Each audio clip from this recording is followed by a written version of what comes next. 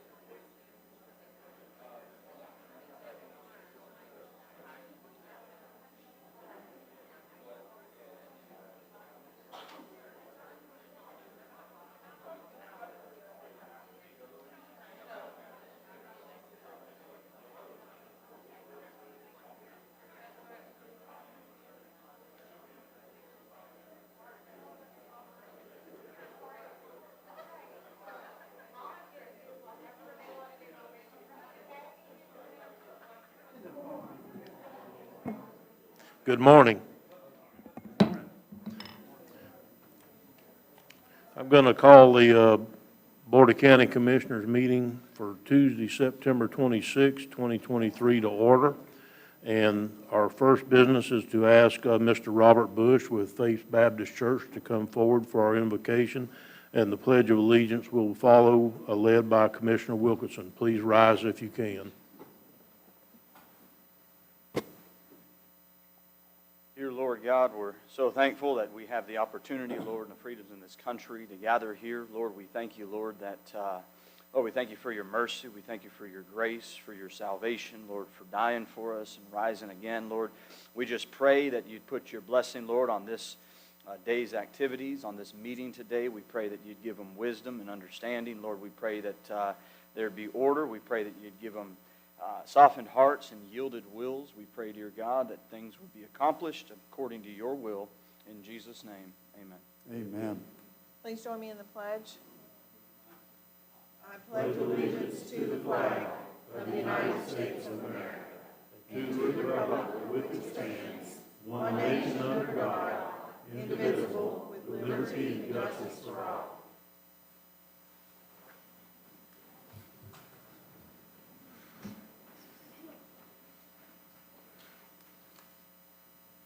The chair will entertain a motion for approval of the minutes. Mr. Chairman, I move approval of the minutes stated in our agenda. Second. We have a motion and a second. Is there any further discussion?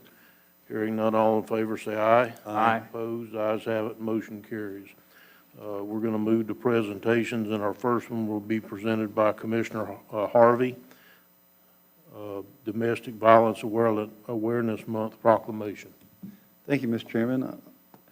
Putnam County Proclamation number 2023-115, Domestic Violence Awareness Month. Is anyone here for that? Okay, come on up. Come forward.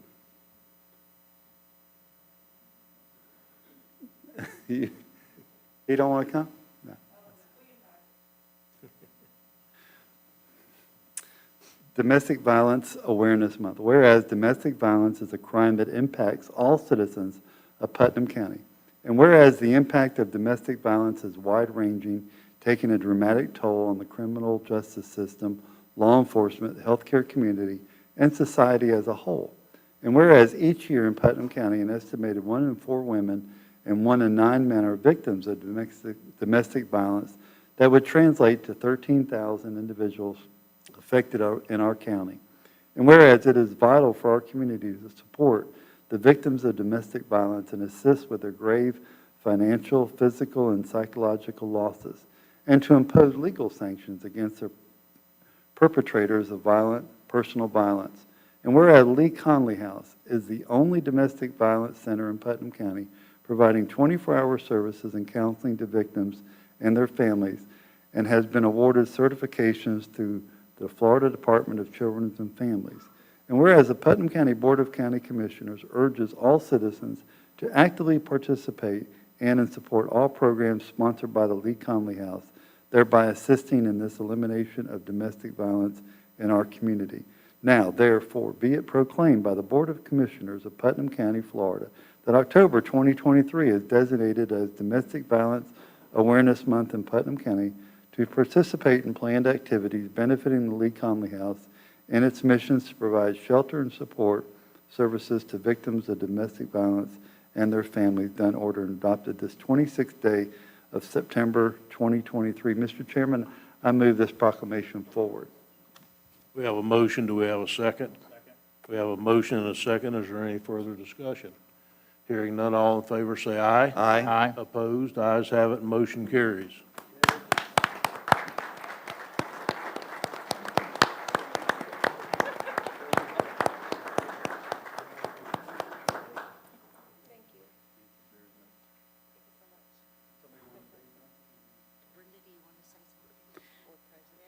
Good morning. I am Brenda Bridges. I am the president of the Lee Conley House Board. Interestingly enough, as I sat in the audience this morning, sitting next to Andrea, she said that she was making today a learning experience for her son. So they were out of school, and she wanted to show him what government looked like and how it worked. So you never know exactly who you're sitting to or next to, and when you announced that you were getting ready to read the proclamation, we looked around the room. We didn't see anybody, and I said, okay, come on. As board president and as an advocate for the victims of domestic violence, and on behalf of the Lee Conley House, we thank you for making that proclamation today, and we thank the staff for their hard work and what they do for Putnam County and the victims of domestic violence.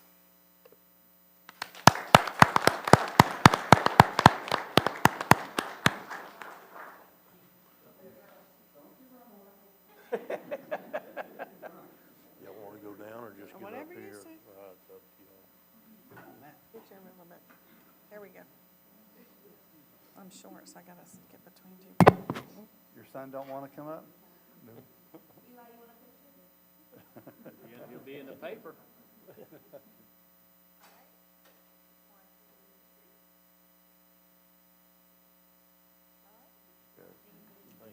you. Thank you so much. Thank you.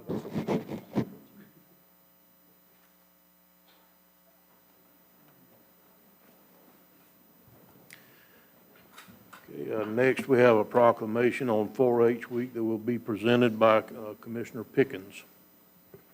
Is there anybody here today that's come for that proclamation?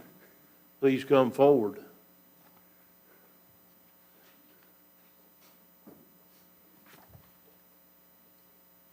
That's wonderful.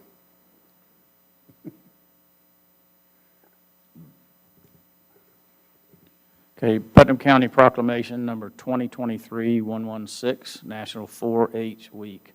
Whereas 4-H is America's largest youth development organization, having supported almost 6 million youth across the country thus far, and whereas 4-H has helped over 300 youth in Putnam County during the 2022-23 4-H year to become confident, independent, resilient, and compassionate leaders. And whereas 4-H is delivered by Cooperative Extension, a community of more than 100 public universities across the nation that provide experiences where young people learn by doing on-hand projects in areas including health, science, agricultural, citizenship, and whereas National 4-H Week showcases the incredible experiences that 4-H offers young people and highlights the remarkable 4-H youth in Putnam County, Florida, who work each day to make a positive impact on those around them. And whereas 4-H's network of 600,000 volunteers, 3,500 professional providers, caring and supportive mentoring to all 4-Hers, helping them grow into true leaders, entrepreneurs, and visionaries. Now, therefore, be it proclaimed by the Putnam County Board of County Commissioners that Friday, that October 1 through 7, 2023 is designated as National 4-H Week throughout Putnam County, and encourage all of our citizens to recognize 4-H for their significant impact it has made and continues to make, empowering youth with the skills they need to lead for a lifetime. Done, ordered, and adopted this 26th day of September 2023. Mr. Chairman, I approve this proclamation. We have a motion. Do we have a second? Second. We have a motion and a second. Is there any further discussion? Hearing none, all in favor say aye. Aye. Opposed? Ayes have it, motion carries unanimously.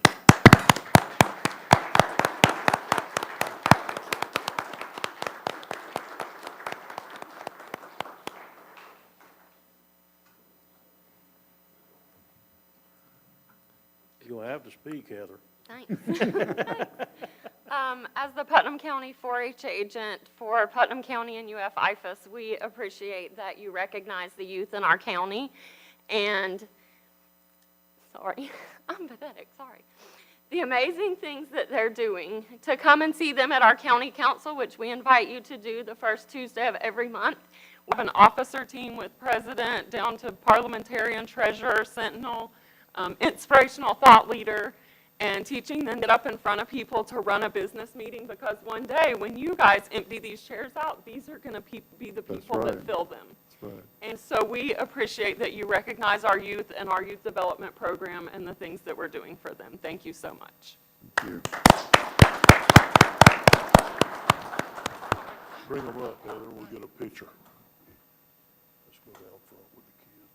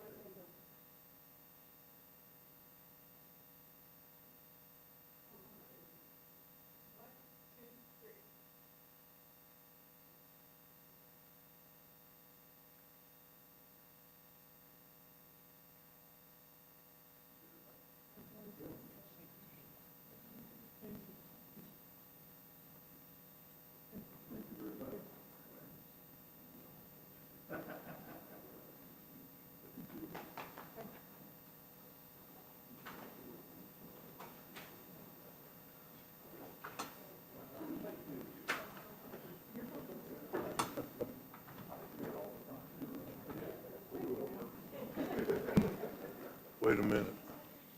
Thank you so much. It's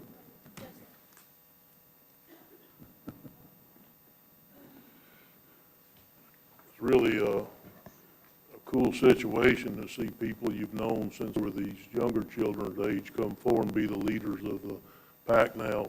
Glad you were with us this morning, Heather. Yeah. Okay, we're going to move down the agenda to C and ask Ms. Crone to come forward.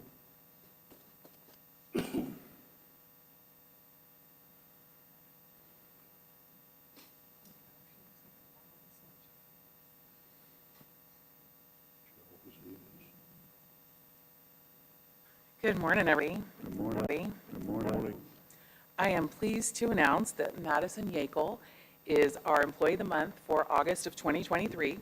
In her nomination, it was stated that she is a natural leader, she loves training new hires, works overtime, and does an amazing job balancing a family, school, and her work. So congratulations.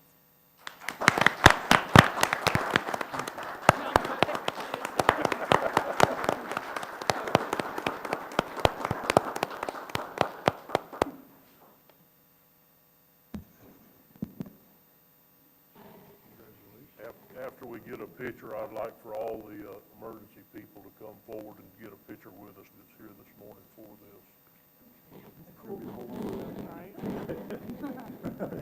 Oh, here they come. But wait. Give us just a second, guys, and let us get one here. Take charge.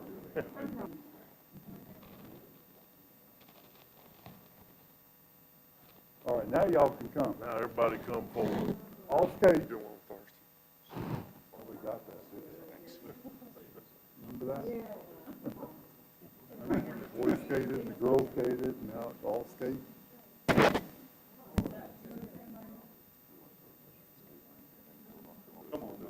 Didn't we? I'll be done. Paul, did you get your tour? People right in the front where they can see us. Now I got to see over. Way back there in the back.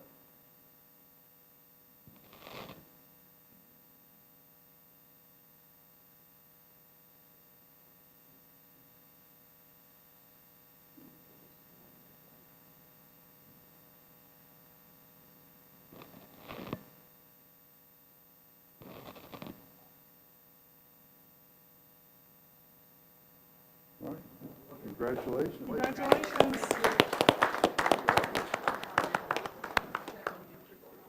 You don't run tomorrow, Paul, because when we get done with Fred, we want you back up here again. With Fred in the middle. Chief Lanier, don't go far.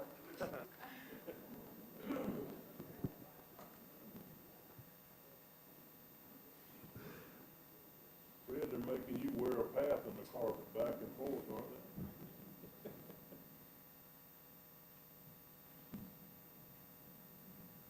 Commissioners, administrative staff, audience, citizens, thank you. Today's not a day we were looking forward to. If I could pause time, I don't want September 29th to come upon us. Fred's going to be one of those ones that's hard to replace. He did 50 years in the fire service. As I talked to one of the commissioners this morning, he goes, dang, I was 11 when he started. That was me, I'm sorry. The JR wasn't born. Nowhere close. My daddy's still in high school. But what a long career and what a great career. I mentioned it the other night at the penance ceremony with A-Shift that, you know, what a one thing. I mean, a person that dedicated 50 years to either the service of our country, because he worked for NAS Jacks, as was the assistant chief there, to coming back to Putnam County and working for the last 13 years here. Indescribable career. I mean, I'm going to have to ask you guys for probably 3 positions to replace what Fred could do, because, I mean, there was nothing that I've been here yet that you couldn't say that you needed something done, and Fred wasn't the first one to come up and says, I can do that. Whether it's, you know, teaching a fire class or teaching somebody to drive a fire truck to changing a doorknob. So, I mean, there's just nothing in this world that Fred can't do. And we are going to deeply, deeply miss Fred every single day. The encouragement that he gives, the encouragement that he gives the staff. But yet he's still got that side of him that you didn't want to see 50 years ago either. Because there is a serious side of Fred that, you know, that you could tell was the old school instructor in him. And I mentioned it in there because when retirees, that the thing that he probably taught most of those guys that retired fire standards, because most of the time this is a 25-year career and then 5 and out. Chief's done 2 careers as a fireman. So everything that he's done for us, Fred, I can't say just thank you enough for everything that you've done. Miss Linda for letting us borrow him for the last 13 years. She said this morning, I said, you can't take him from us. She says, well, if you'll feed him for the next 2 years, you can keep him. I said, well, that's a deal, but I don't know what we're going to do with Fred when we're all gone. So, but we do appreciate everything you've done. I told him I'm not letting him retire before at least January so he can complete that 50th year, because he's at like 49 3/4, but I'm going to keep him on the roster till at least January, and hoping that he returns back just for a couple days a week just to come see us. But he's just going to be one of those ones that is just deeply, deeply missed, and it's going to be noticed around our county when we don't have Mr. Fred anymore. But, Chief, thank you for the time that you've done, and we all love you.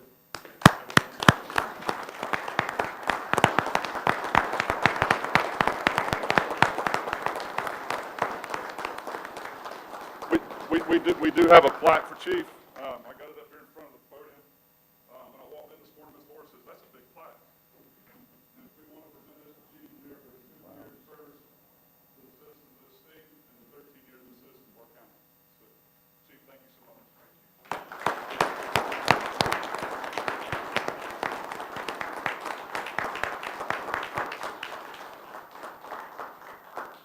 Now, y'all, you guys can come back.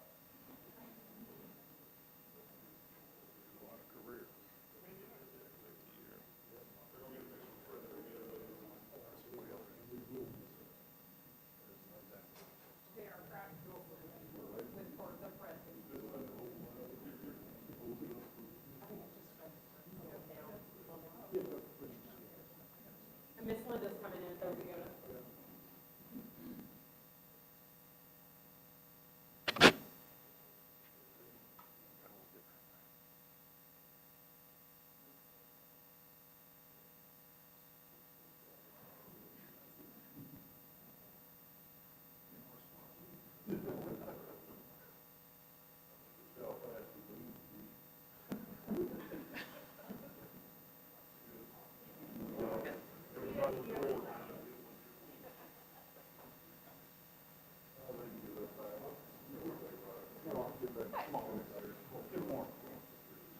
So you get the big guy this year. Y'all come gather around. Hey, guys, we got room up here. Come on.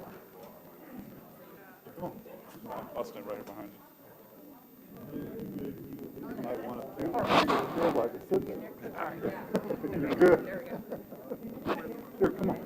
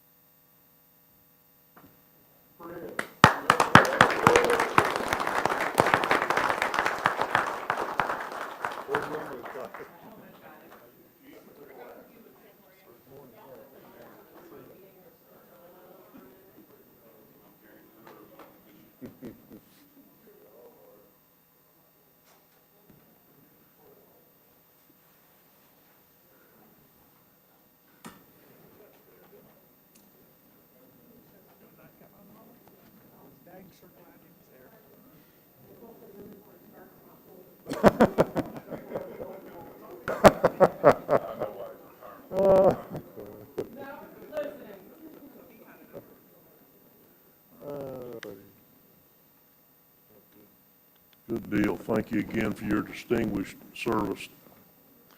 We're going to recess the Board of County Commissioners meeting and opening a public hearing for planning and development at this time.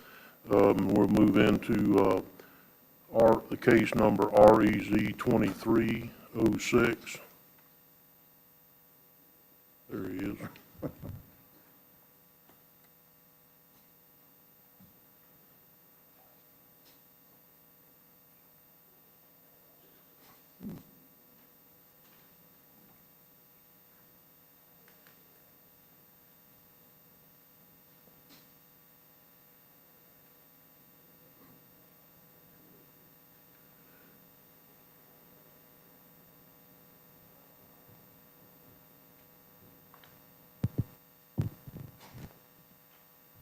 Good morning, Commissioners.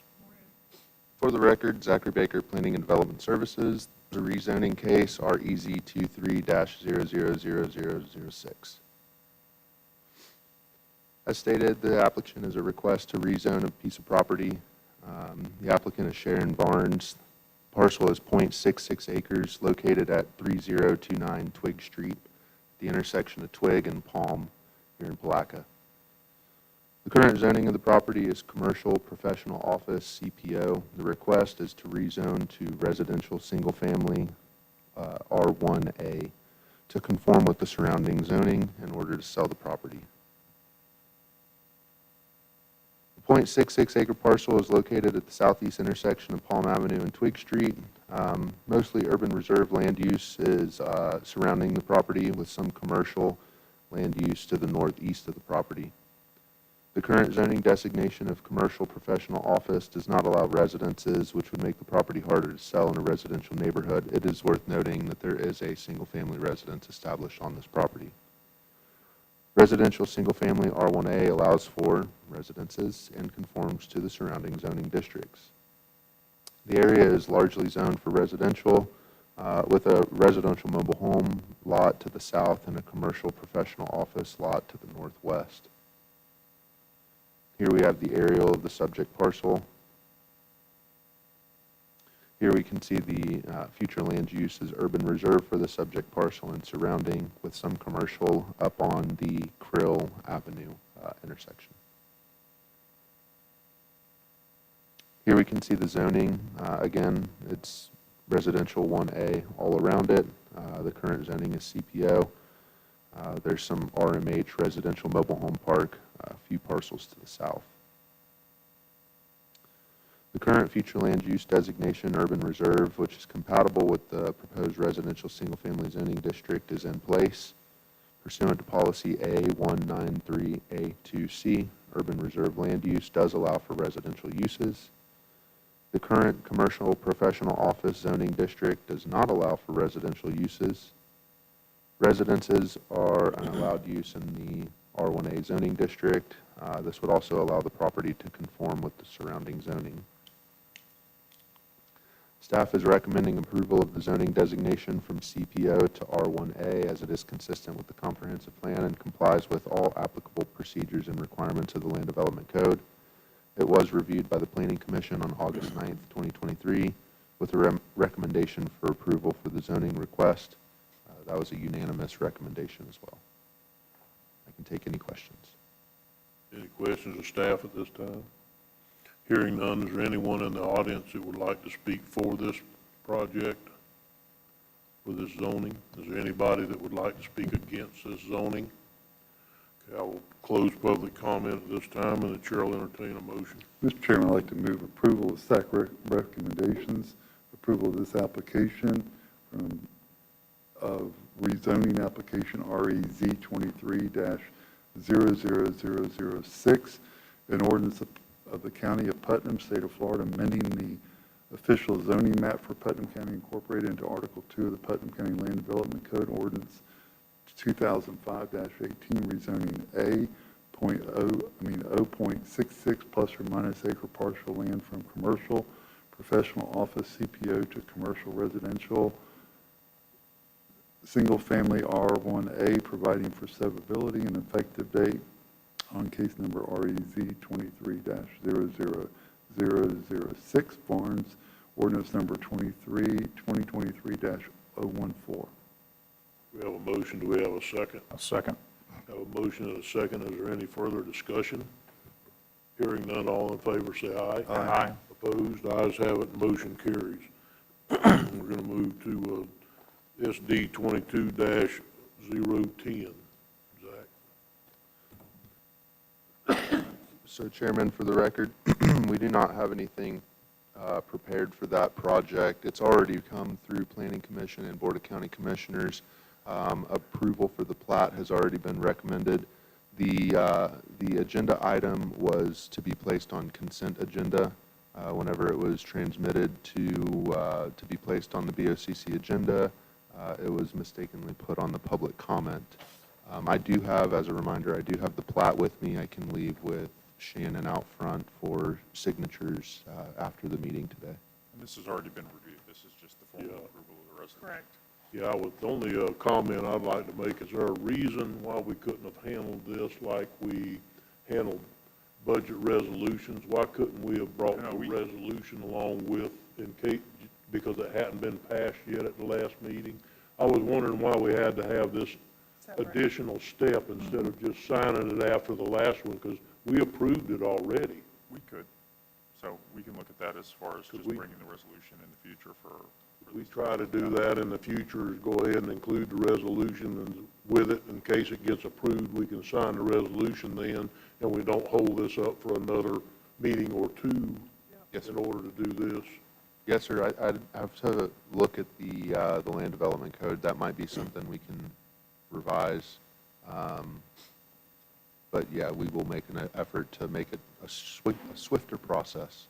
Right, yeah, anytime we can streamline it, the better off we are, for sure. Yes, sir. Is there anybody that would like to speak for or against this case? Seeing none, I'll close the public comment and ask for a motion.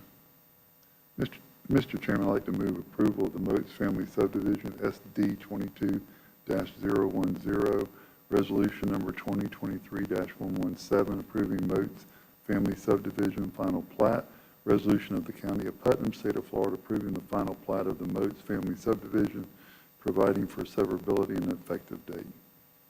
We have a motion, do we have a second? I'll second it. Have a motion and a second. Is there any further discussion? Hearing none, all in favor say aye. Aye. Opposed? Ayes have it, motion carries unanimously. We'll move down to item C, the text amendments to the Land Development Code. Zach? Thank you, Chairman. For the record, Zachary Baker, Planning and Development Services. This is a Land Development Code text amendment, case LDC 23000001.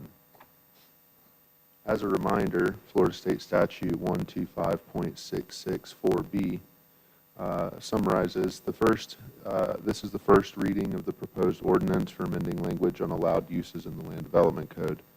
The proposed ordinance is required by state statute to be heard by the Board of County Commissioners twice. One of those hearings is required to be after 5 p.m. on a weekday unless the board, through a majority vote, decides to hold it at a regularly scheduled public meeting. The second hearing on this proposed ordinance is to be scheduled by the Board of County Commissioners.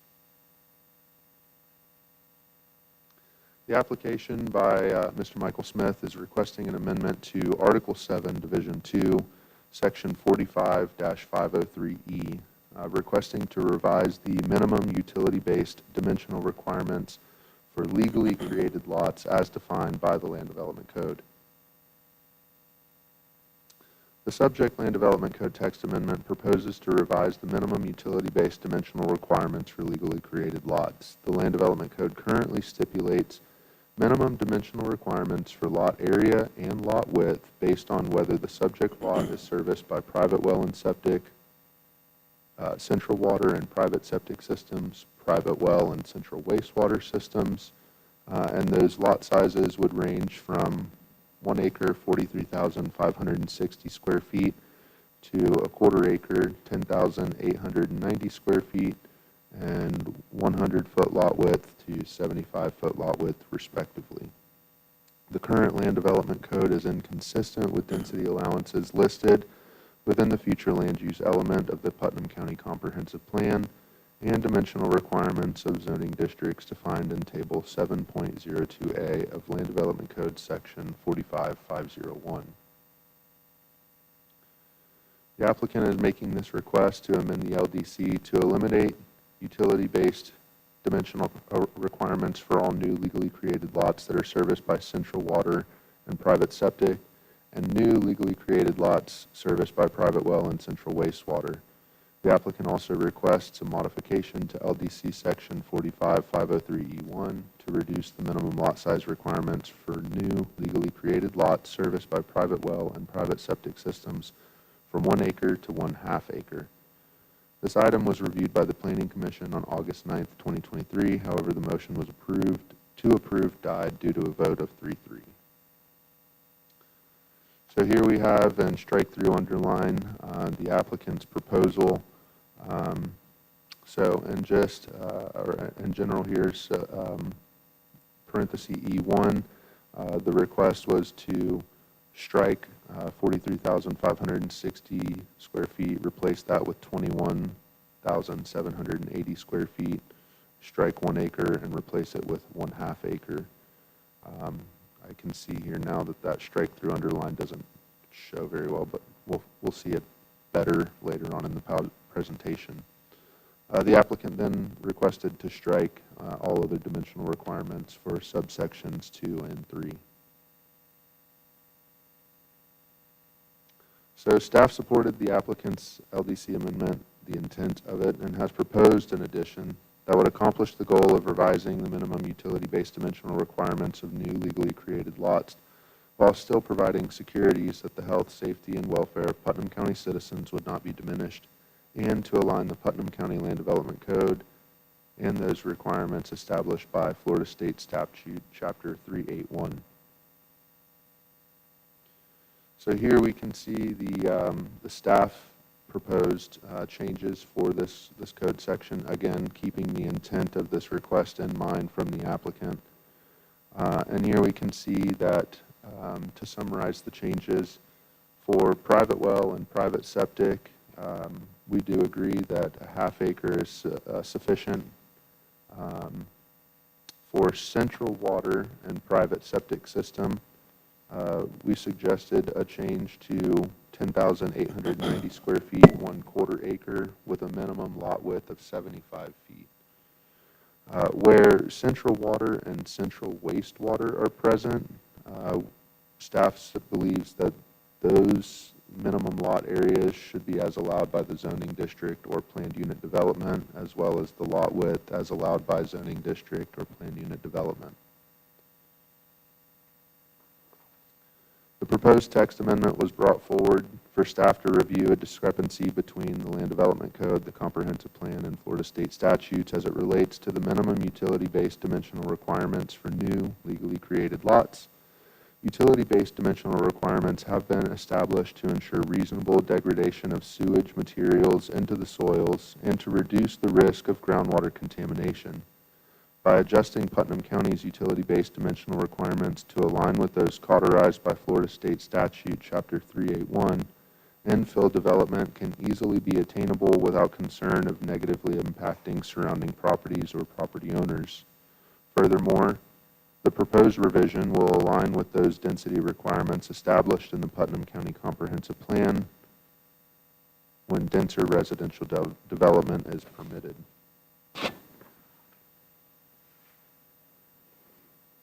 Some findings of fact for this request: revising the dimensional-based utility requirements would not lessen the dimensional requirements for each zoning district as provided in Table 7.02A of LDC 45501.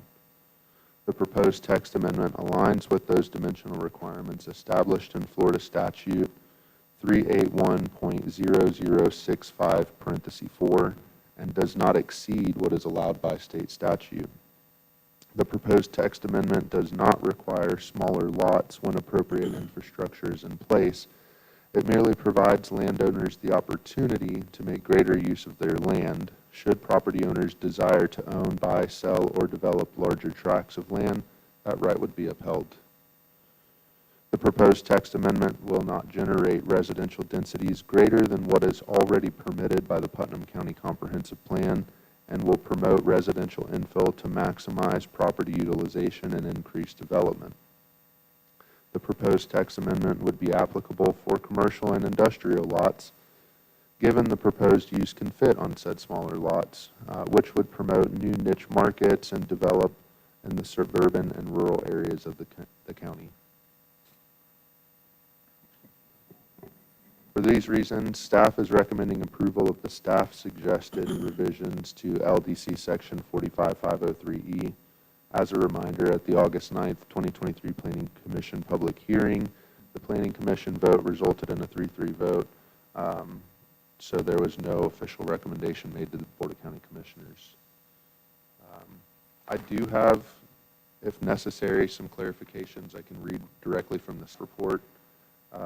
But other than that, I can answer any questions as well. Okay, I have one, I guess. Already allow this in part of the land development code, but we just had a conflict between it and the future land use element, is that correct?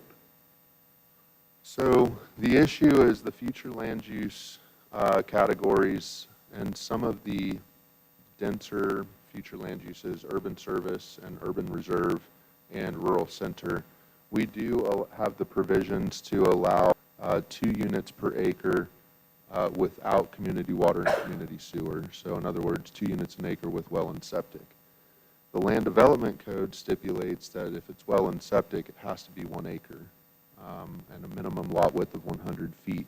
So there's inconsistencies with our 2 documents that we use to govern development. Okay, so it allows it in the future land use, but it doesn't allow it in our land development code, so we're going to change the land development code if we pass this today to match the future land use element. That's correct. We're making the LDC consistent with the comprehensive plan. I just want to make sure I had it. Commissioner Harvey, did you have something, sir? I do, thank you. Thank you, Mr. Chairman. This doesn't change any of our platted maps out there at all, right? I mean, our platted parcels that we already have, this just changes if somebody wants to subdivide, correct? That is correct, yes, sir. This would not change any lot of record, any plat, any parcel that is already in place. Those are either lots of record or they're there. You know, staff will have to deal with those when they come up. This would only allow new developments after this to be, if this were to be approved, it would allow those new developments where the density supports these lot sizes to pursue half-acre lots when private well and private septic are in place. When you say density supports, what's your definition of that? So when the future land use designation allows a residential density of 2 units per acre with well and septic system, only in those future land use categories and when the zoning supports half-acre lots would this be applicable. So we wouldn't see, you know, rural center future land use, which allows 2 to 1. We wouldn't see an ag zone property at half an acre because the ag zoning district requires 1 acre and a minimum width of 150 feet. This is going to be advantageous for those pieces of land that are residential 1 zoning, residential 2 zoning. That's pretty much the only 2 residential zoning districts that it would be applicable for. Good, thank you. Thank you, Mr. Chairman. Okay, any other questions of staff at this time? Seeing none, is there anybody in the audience today that would like to speak to this issue? Okay, seeing none, I'll close public comment, and the chair will entertain a motion. Mr. Chairman, I move approval to adopt the recommendations of our staff for the adoption of the ordinance, Putnam County Ordinance 2023-015, an ordinance of the County of Putnam, State of Florida, amending Article 7, Development, Designs, and Improvement Standards, Division 2, dimensional requirements of the Putnam County Land Development by amending Section 45-503, parentheses E, supplemental provisions, providing for severability and providing for an effective date, LDC 23-000001. Second. We have a motion and a second. Is there any further discussion? Hearing none, all in favor say aye. Aye. Opposed? Ayes have it. Motion carries unanimously. Next, we're going to move into public comment on agenda items. This portion of the agenda is designed to allow citizens an opportunity to bring matters to the attention of the board. It is not reasonable to expect the board will engage in debate or deliberation about matters. Please limit your time to 3 minutes. Public comment cards are conveniently placed in the meeting room entrance and should be filled out prior to the meeting and given to the clerk, actually who sits on my left, your right of the podium. Okay, and I have some cards this morning. Both of these are for new business item 4, so they're not for public comment. So is there anybody who would like to speak public comment on agenda items? Seeing none, I'll close public comment and move on to the consent agenda and Commissioner Adams Act. Aye. Commissioner Harvey. I have none, sir. Commissioner Pickens. I have none. Commissioner Wilkinson. I have none. And I have none. Mr. Chairman, I move approval of consent agenda items A, B, C, D, E, F, G, and H. We have a motion and a second. Is there any further discussion? Hearing none, all in favor say aye. Aye. Opposed, ayes have it, motion carries unanimously. And we'll move to new business. The first item is the letter of support for the Putnam School District for the Agriculture and Consumer Services Development Grant application. We were asked to bring this to the board for a letter of support and a resolution, I believe, which is included in your packet. And basically, they're trying to get a grant from Department of Agriculture and Consumer Services to redo the ag farm out at on Slaughter Road, I believe it is. Cricket Avenue out in Frank. Yeah, but I guess Slaughter's one road over. Okay, so been there many times as a youth, so I support this project. Is there anybody in the audience who'd like to speak for or against this one? Seeing none, Chair will entertain a motion. Mr. Chairman, I move approval that we, number 1, sign the letter of support, give you authority to do that. Number 2, approve resolution for 2023-121, resolution indicating Putnam County Board of County Commissioners support of the John Eubanks Agricultural Education Lab Project. Second. Okay, we have a motion and a second. Is there any further discussion? Hearing none, all in favor, say aye. Aye. Opposed, ayes have it, motion carries unanimously. The next one is the application for consideration for a new MSBU on West Lake, the West Lake area. Who's going to take this one?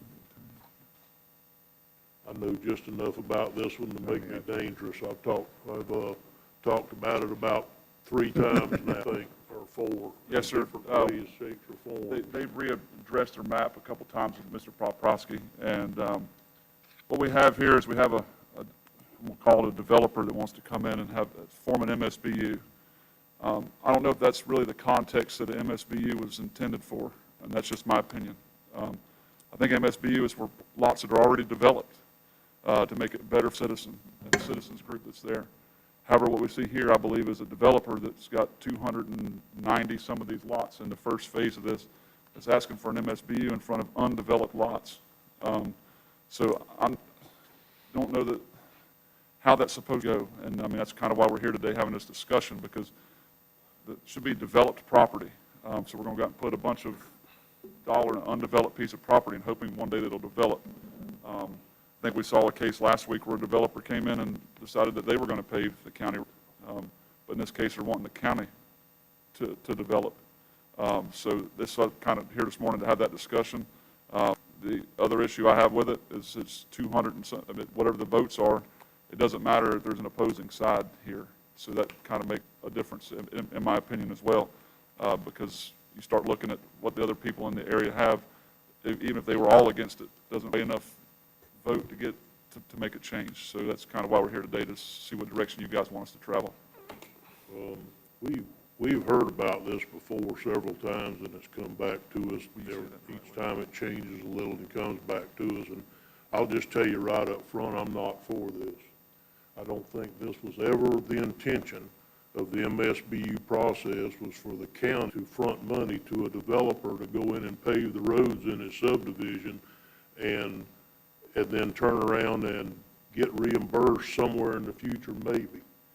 So I just can't, I think that any good program that you can come up with, sooner or later, you're going to find a loophole in it that's not what it was intended to be in the first place. And I think this is the epitome of it. I can't go along with this. I don't think it's in any citizen's best interest in any way that I can tag it to. So, Commissioner Harvey? Thank you, Mr. Chairman. I think you're not completely wrong on that subject. And, you know, when you have 213 people affected and 130 are owned by one person, then you're really imposing a fee, a lot of money on the other people. I'm not saying it doesn't merit something to be done out there, but I don't think this is the right thing. My comment is more to what I've been kind of facing, that we destroyed a paved road called Main Street. Yes, I'm the commissioner that turned pavement back into dirt. But we were spending tens of thousands of dollars a year fixing potholes on a road that had no base and about an 1/8 inch of asphalt, and people were not being able to drive on it anyway.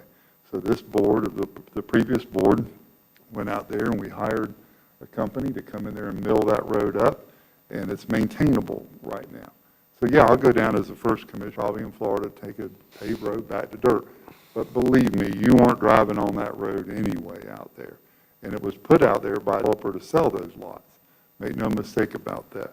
But when you do the simple math, Mr. Chairman and fellow board members and audience, you know, you got $1.2 million approximately in costs, which turns out to be about $5,600 per parcel. And when you do that over a 10-year period, you're looking almost $600 a year assessment. That's a big cost. And again, we're imposing. Now, if we had 213 different parcel owners out here, and we had a majority of them wanting to go forward, I'd be singing a different song. But I'm not going to sing this song. And it just doesn't, out there, doesn't make sense for me. I like the idea of pavement. I like the idea of developing. I like the idea of combining lots and building homes. I like all that. But I don't like our taxpayers to be saddled with that cost. Thank you, Mr. Chairman. With no vote, with no voice in it. Commissioner Adams, Wouldn't we still put it out to all the citizens for a vote? And we still have final say, even if the vote came back 100%, we could still say no. So I don't see any reason not to move it forward and send it out to all 213 people. And if the majority of the other people say yes, I think we should do it.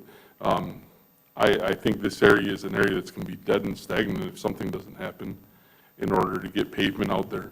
Because you're not going to have anyone that ever comes and combines all those lots together. It's not going to be used for agriculture. It's not going to be used for any other purpose. We're putting a fire station out just past this location.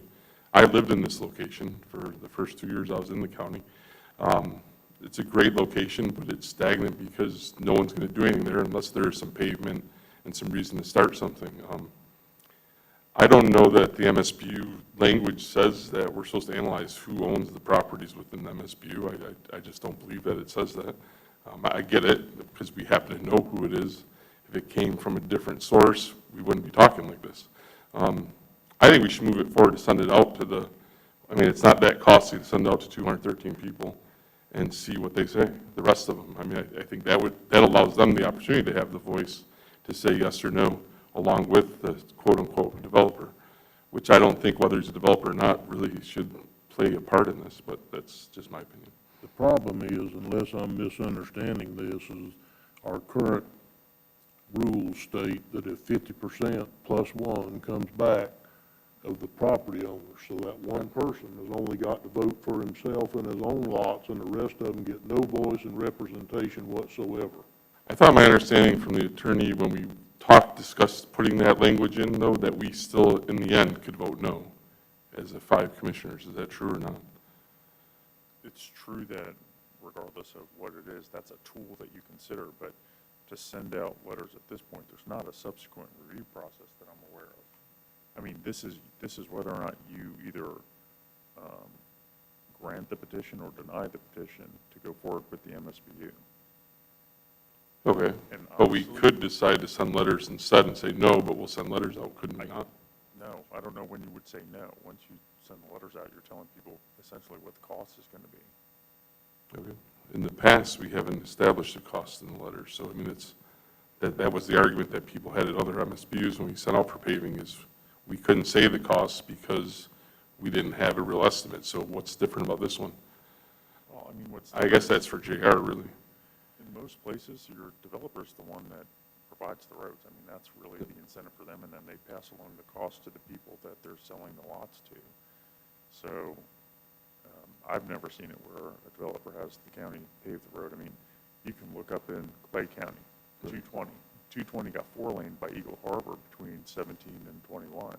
Wasn't paid for by the county. So you're saying if we sent out letters, if we ignored this and we said we're going to send out letters, all 213, we still wouldn't have the ability as a board to say no?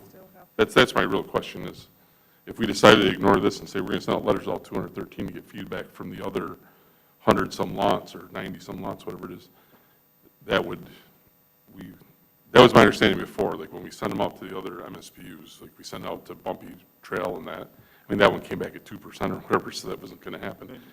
You're right as far as what the board's authority is. I guess what I'm trying to figure out is what's going to change that you don't already know.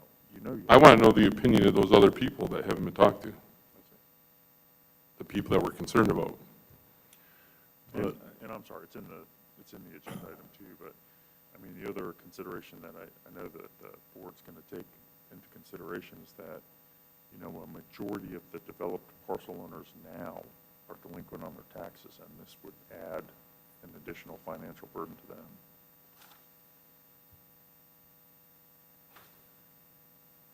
I don't know that we can do anything about that either. I mean, that's, Usually, No, you can't do anything about the fact that they do or don't pay their taxes, but to add on to that, just understand that there's, and we could have put the assessment over 20 years, is that correct? Then it'd be $300-some, which is less considerably.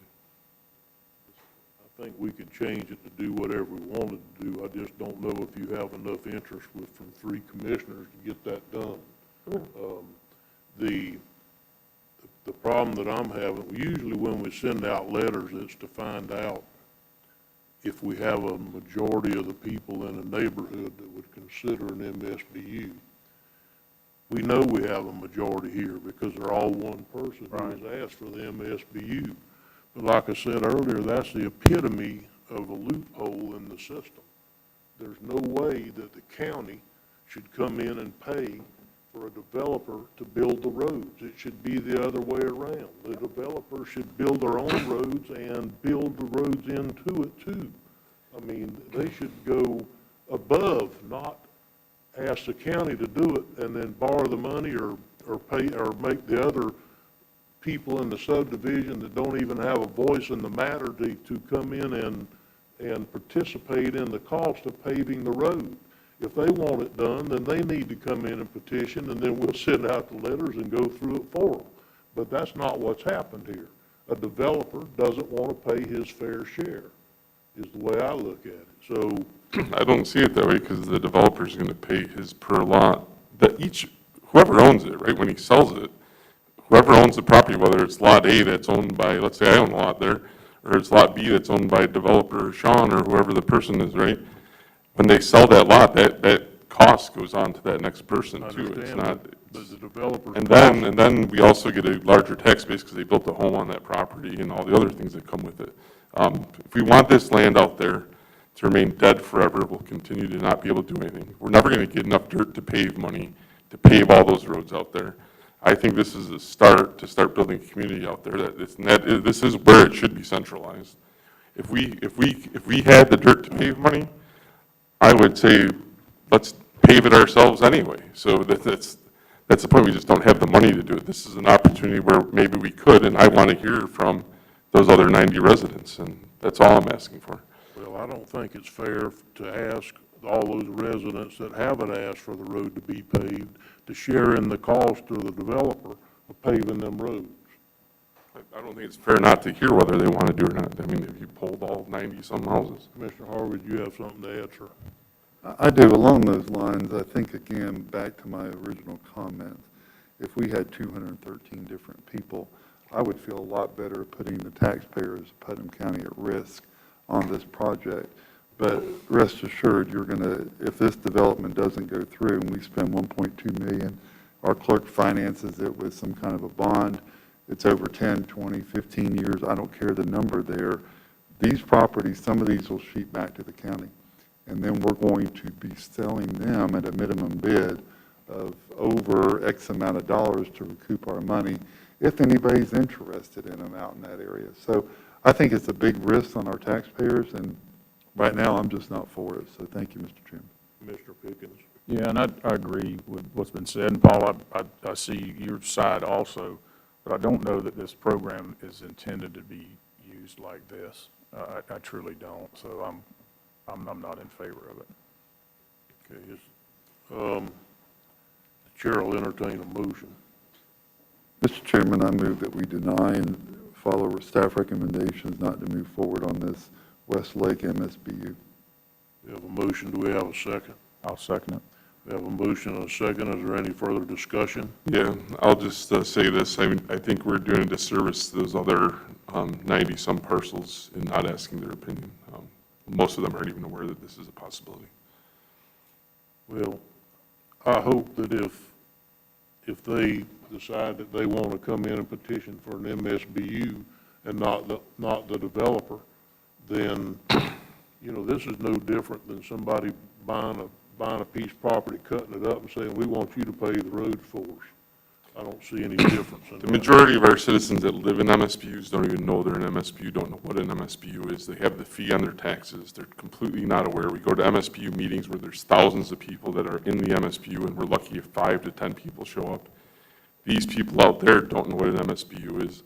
And like I said, the way they would know and the way they'd be aware that the possibility to pave is if we send out a letter. So that's why I'm against this. I just want to send out a letter and see what their opinion is. But I obviously don't have the vote, so thank you. Okay, we have a motion and a second. Is there any further discussion? Hearing none, all in favor, say aye. Aye. Opposed? Aye. 4-1, passes. Okay, the motion passes for denial. Next, we're going to go to the policy renewals for risk management. Who's doing that one? Barbara. She's on her way up. Yeah, I know, but it says on there for business Melrose Park and the Christmas parade. Those are the last two items. Good morning. Good morning. It's that time of year when our insurances renew, and this is the crux of them. But there are some decisions that need to be made on some options of deductibles. We did have a significant increase in the property coverage, which due to the facts in Florida, one thing that the League of Cities did is they have offered us some options to reduce the premium by giving us some deductible options for named storm increase in the deductible. The standard deductible that we have is $50,000. For a named storm, the standard is 5%. If we want to reduce the premium of the property, we do have the option of going up to 7.5% or 10% for a deductible, but it's named storm only. It wouldn't affect if we had a fire or a tornado. They also did a few other things with their property coverage. We have no co-insurance with what they've done now. So if something is underinsured, we won't be hit with a penalty. They've changed it to a blanket, so all of our values for everything are in one pot. So that's much more desirable in the event that we have a claim. But yes, there was a rate increase, and also some of our values increased. So we have 3 options on the named storm deductible. Commissioner Hart, are you done? With that section, unless y'all have any questions. Well, I think Commissioner Harvey has one. Mr. Chairman, I spent a lot of time with Barbara yesterday going over this, and on our first policy there, as you see the $762,000 and the blanket, that's very important, this co-insurance. So for those of you not in the insurance business, it's very important that it's a blanket now. But the named storm, I'm going to be honest with you, I'm glad we can have this discussion because we do have reserves that we've been saving up on. We can save almost $140,000 with a 10% named storm property deductible. I think that's a very prudent way to go on that first one right there. Thank you, Mr. Chairman. Okay. I agree.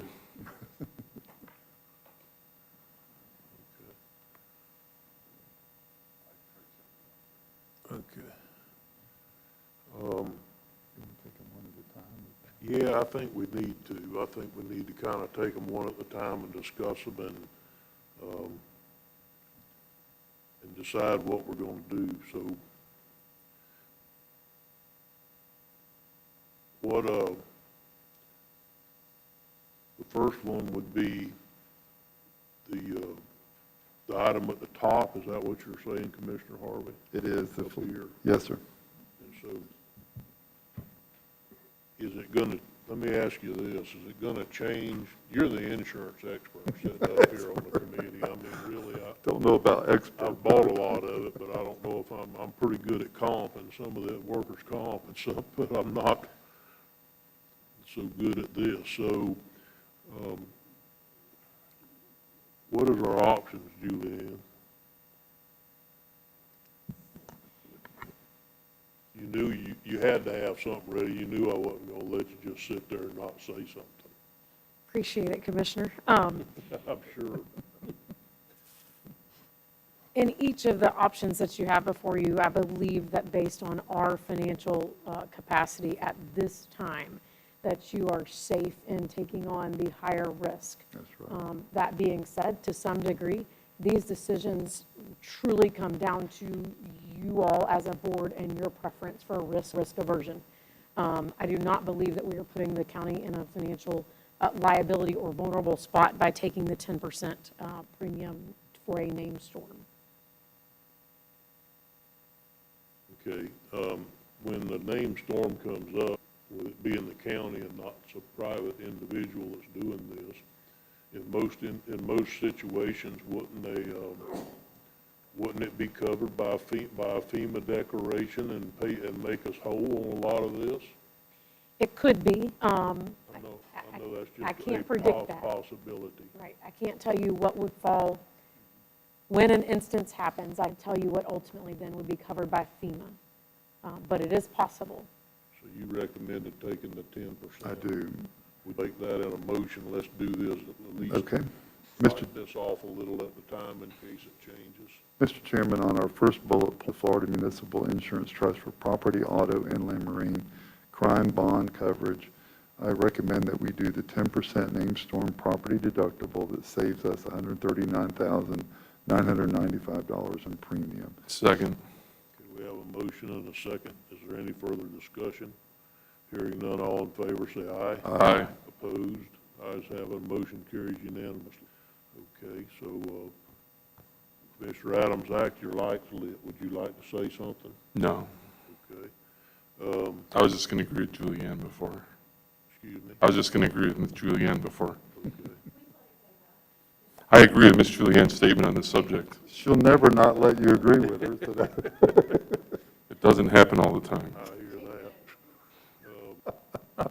Okay, so, Mr. Chairman, I move that we also approve the next bullet, Florida Association of Counties Trust liability of $361,800 $850.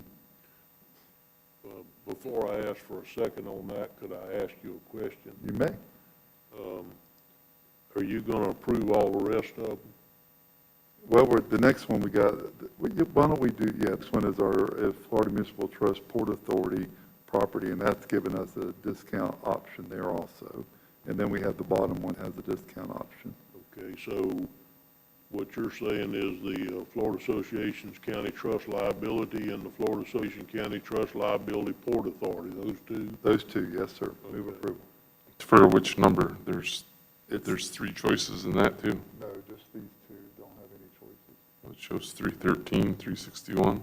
Yeah, it What does. are the difference between those choices? There was last year. Those were what last was year's. budgeted Oh, okay. and what the amount is. Yeah. Gotcha. I move approval. Okay, so we have a motion, do we have a second? I'll second it. We have a motion and a second. Is there any further discussion on those two? All in favor, say aye. Aye. Opposed, ayes have it, motion carries. Okay, now we're going to move to the trust, Commissioner Harvey. This one's a little different. Barbara and I discussed it yesterday. This is concerning just our port property. Okay, so right now we have a premium renewal of $14,916, which includes a 5% named. We can go up to 7.5 named storm or 10%. Now, the only thing that concerns me, and it's not that big of a concern because we do have reserves to handle this, but it is on the river. So there could be an attempt, it's two buildings on the river. So it could be a little more wind damage, if you will, but if FEMA, we've got some unknowns with FEMA, named storm, but we still save almost $3,000 by taking on a little bit more risk, and I think it's well worth the appetite there. Well,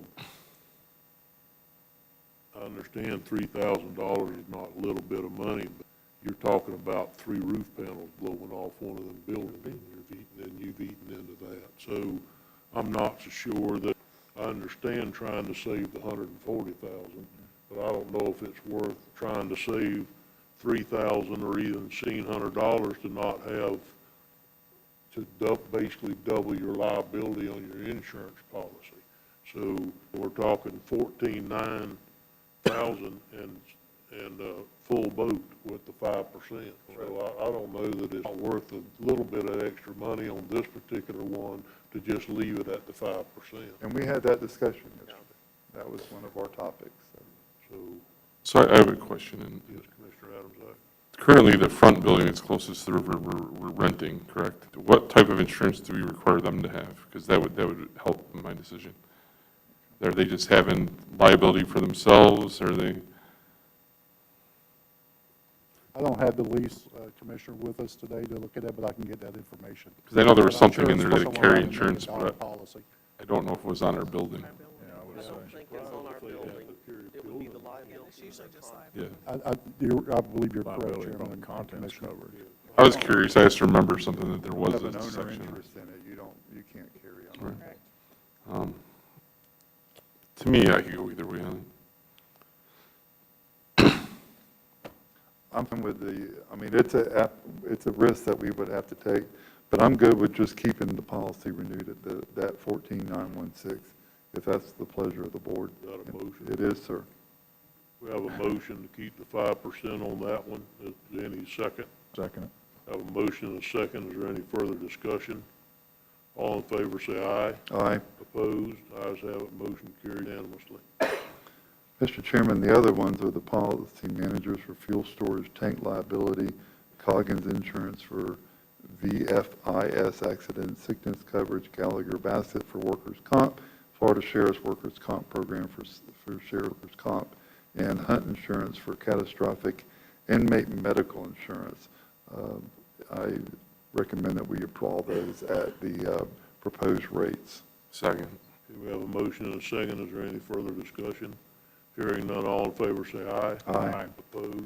Ayes have it, motion carries unanimously. Mr. Chairman, the last one is our Hartford through Hunt for statutory death benefits.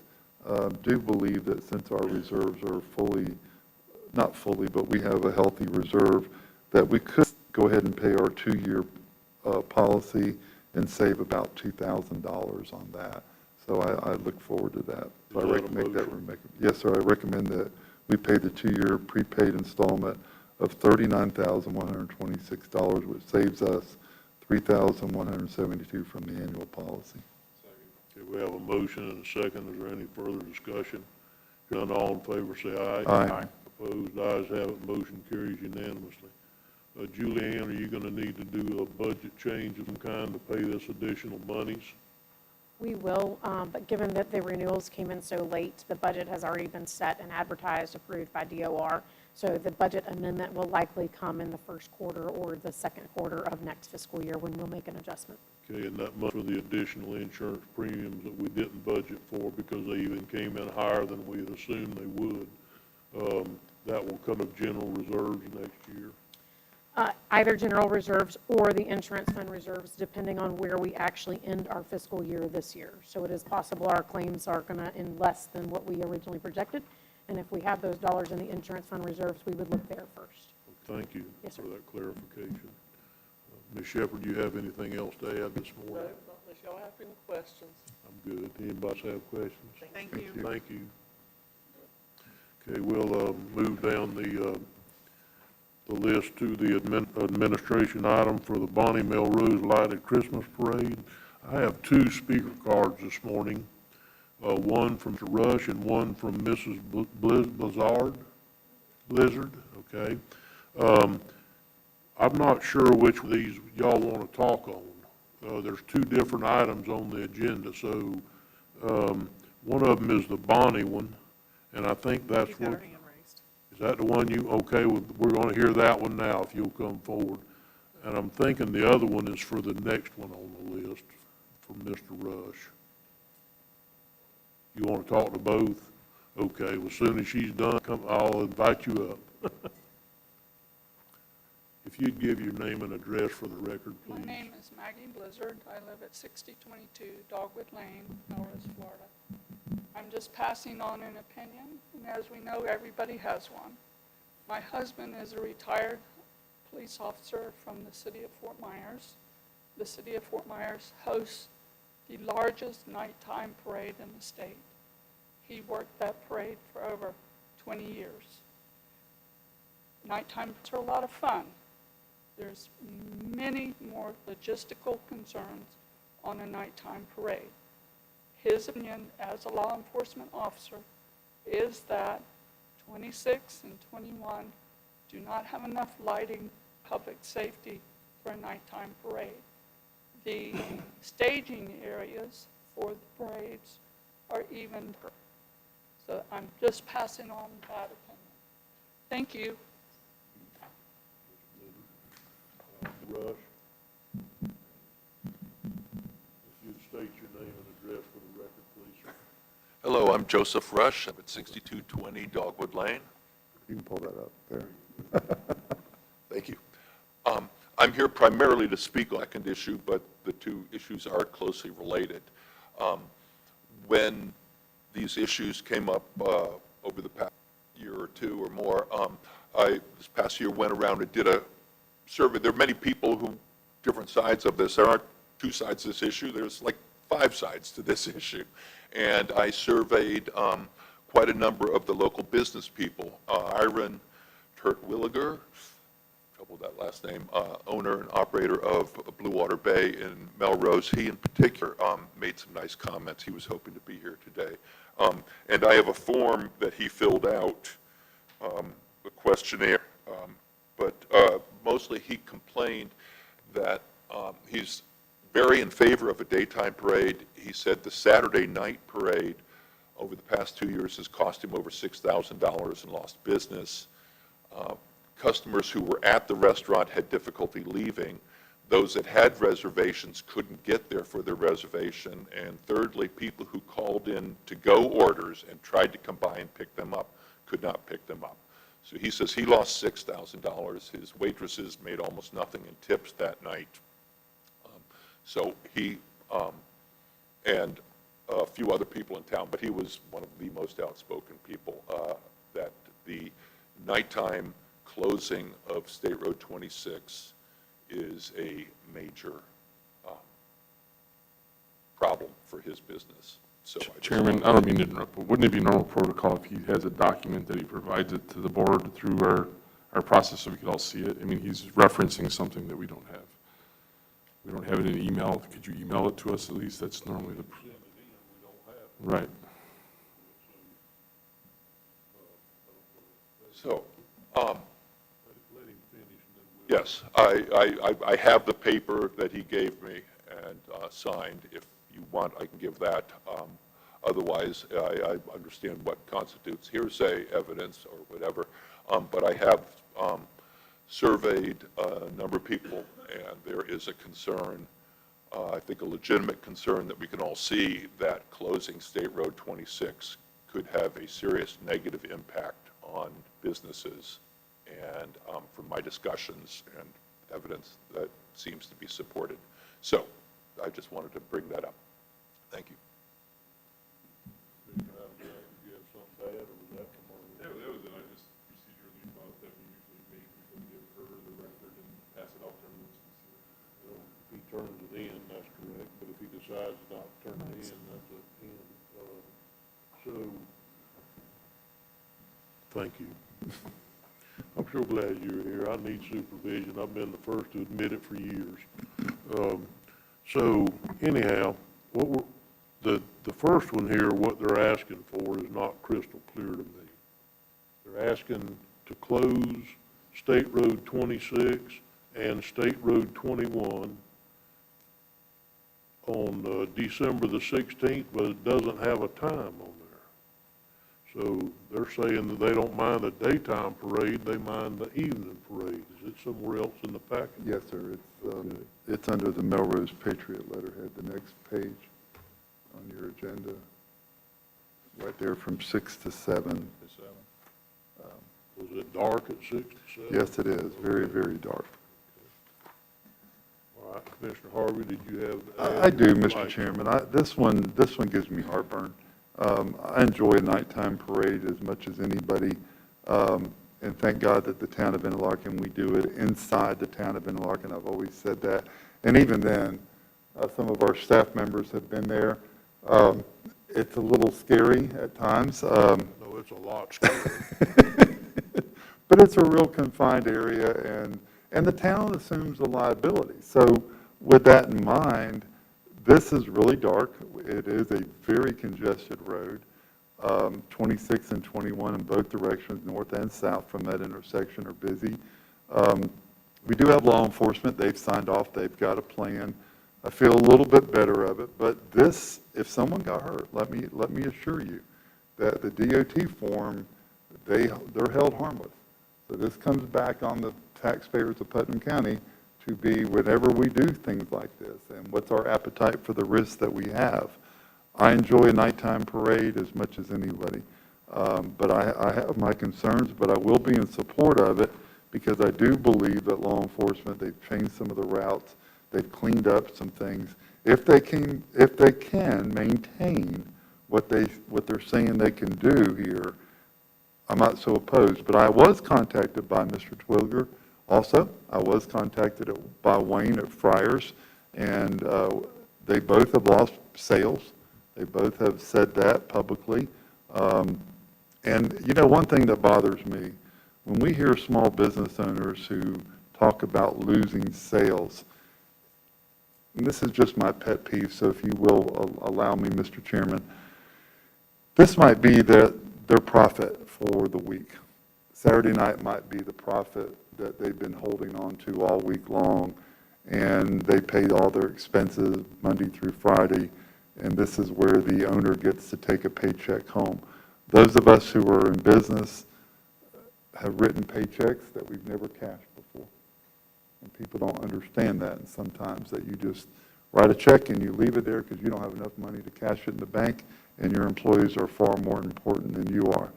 And you look forward to that day that you can cash that check. And that's a concern of mine. But I do want to say that I support this, but I have asked the question to both groups about insurance, because again, that's my field, as also the chairman of the Florida Association of Counties Trust, our self-insured program. If someone did get hurt, this is under the the purview of the county and under our policy. So I'll say that. Thank you, Mr. Chairman. Yes, sir. Well, I'm sorry, Mr. Chairman. So, sorry, and I just wanted to make, Joe from clarify one thing. So I did submit a letter to the Department of Transportation in support, but it's contingent. So the Sheriff's Office budgets and handles, staffs one Christmas parade for every town: Crescent City, Willaca, Interlochen, Melrose, Palaca. This is the second parade for this, so our approval is contingent upon that they prepay and fund for off-duty deputy sheriffs. So I don't know that that's occurred yet, and that bill is estimated to be somewhere around $1,200 to $1,400 this year for the number of deputies that they'll need at their off-duty rate. So if that doesn't occur, then we will withdraw our letter of consent to the Department of Transportation, because we just don't budget to handle 2 Christmas parades in one town. We encouraged the 2 groups to get together, try to work out some differences, and hold one phenomenal Christmas parade, but it didn't work, so we're back to 2 again. So I just wanted to clarify that we do have a contingent letter in with DOT, and we'll have to see where that falls in the coming weeks. So, okay, that was actually my next question. My next question was, is we have the 2 Christmas parades, item D and item E on the agenda. One of them's daytime and the other one's nighttime. Yes, sir. And they can't, I'm not very politically correct here, so I'm just gonna have to say it. They can't get along good enough to pick what day they're gonna have a damn parade on? Or if they want, I don't believe they can, from my experience in the community. So, That's just my honest take and interpretation of the well, they're not situation. here, so daytime, well, I'll tell it to their face. When have you not known me not to say that? We're on television. So, So the problem here is that one wants it in the daytime, one wants, is it on the same day, but 2 parades? no, and my light's lit, so if you give me the floor, I'll speak. Please. I don't think the difference between the groups really matters that much. I've participated in both these parades, either as an audience member or as someone that's driving in the parade, and I've never felt, and I've had my kids on floats in both parades, I've had my kids on the side in both parades. I never felt that they were at risk because it was nighttime or daytime. I thought both events are great, first of all, so both groups put on a great event. And I fully support this as well as the daytime parade, so I'll say that outright right now. I think as far as the 2 business owners, and those are 2 of the businesses I frequent the most with my personal money, because they're the ones that are closest to my home. They're going to build a Tootsie's place closer to me, so maybe that'll be good. So I think that it would behoove them, and that would be my advice to them, and I'll even go talk to them, because I love both their businesses, to utilize that as an opportunity to advertise their business in a way, because literally there's hundreds of extra people in the community that aren't always there during this, and the sheriffs from other communities come and are in that parade, because Melrose is that interesting 4 corners. So we have participation from other law enforcement agencies as parade entries, I guess is the word. So I love both of the events. I'm all for both of them. I'm not against it either. I'm just trying to figure out why they can't have one. Joe, who would you decide pays the $1,400? Do you split it between the 2 parades, or do you make one of them? I mean, how do you decide which one of them has to pay and which one of them doesn't? The Downtown Merchant Parade is the historical, long-standing parade, so we have always supported that one. When the second one popped up, then we asked them to help fund theirs. So the second one is the nighttime lit one? The Bonnie Melrose is the newer of the 2. The next one down on your agenda is the historic, long-standing Melrose Parade. Okay. All right, so if we were to approve this, then we need to approve it contingent upon that they agree to pay the sheriff's department that expense, correct? By a certain time, I would imagine, that we know in advance, you know. Yeah, I think so. You need a timeline on it. Okay. Commissioner Adams, did I just not turn your Yeah, light you off? just didn't turn me off. But I'm willing to make that motion if you want me to. Okay. I make a motion that we approve the Bonnie Melrose Parade as presented, with contingent upon receiving, the sheriff's office receiving, is it a deposit, Joe, or is it a fee? How do I describe that? Receives the off-duty rate as the sheriff's department put forward to DOT within 30 days, In its entirety. in its entirety.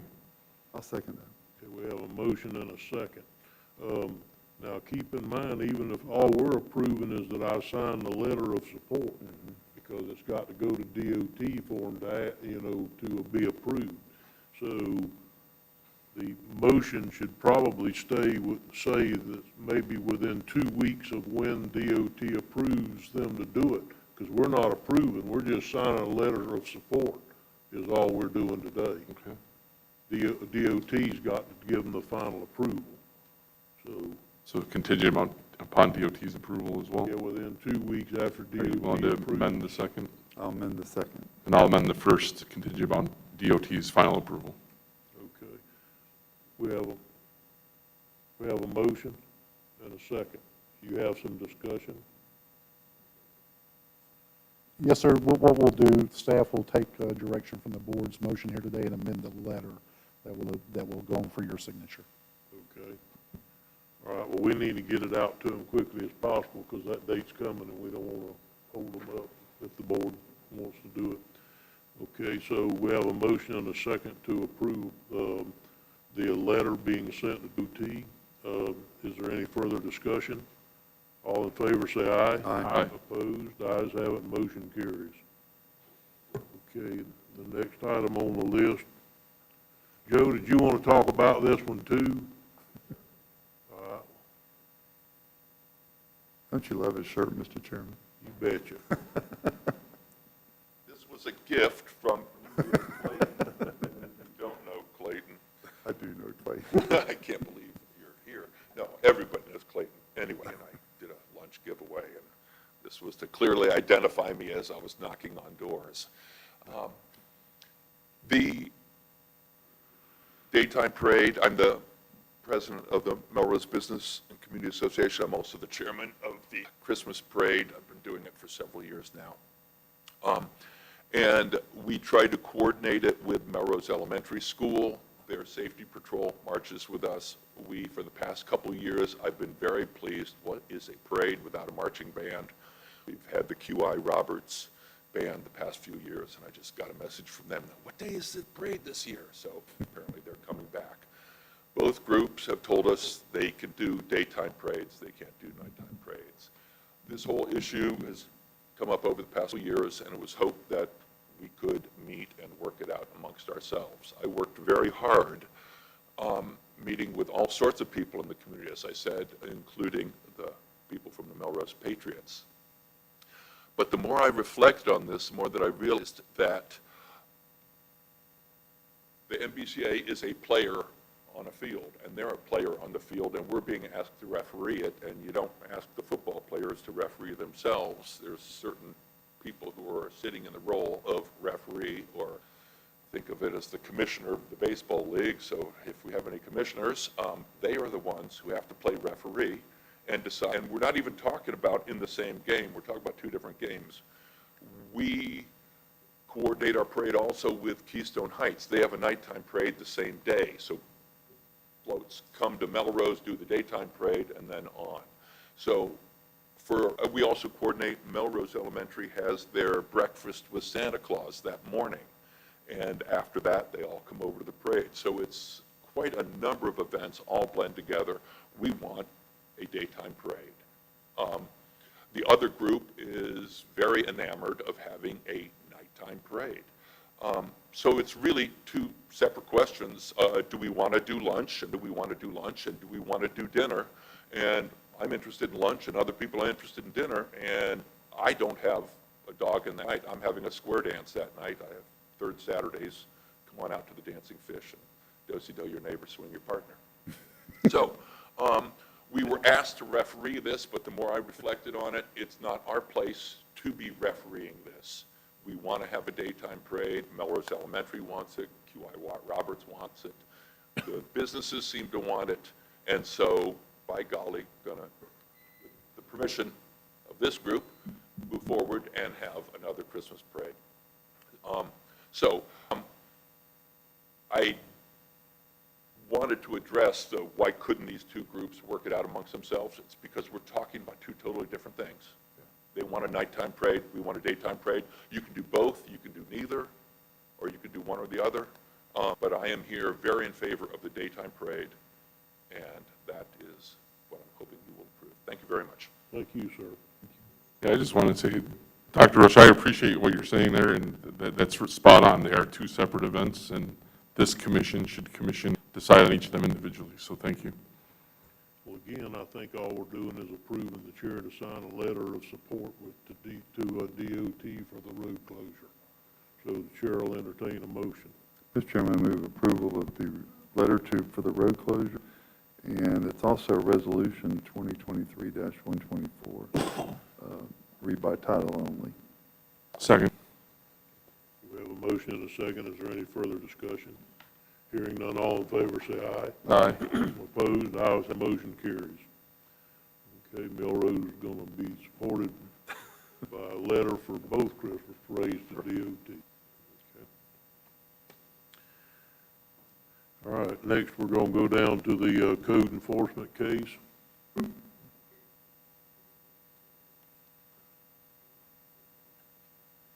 moved you all the way up to number 5, and it still took an hour and a half to get to you, Thomas. Mr. Chairman, before Thomas, Mr. Ward, can I get a point of privilege? Sure. Last meeting, Mr. Ward, I mentioned your name at the end. You had to leave before we could talk about it. But this gentleman standing right here in front of you, him and his staff and the volunteer workers out there have worked tirelessly on behalf of Melrose Library. And the work that he does to represent our library out there is impeccable. And you never hear a complaint. You never hear a complaint at all. And they just work within their means to get things done, and they provide ample financial support to our Melrose Library. So, Mr. Chairman, if you don't mind, on behalf of our board, thank you for all your hard work, and please give our extension to the volunteers also.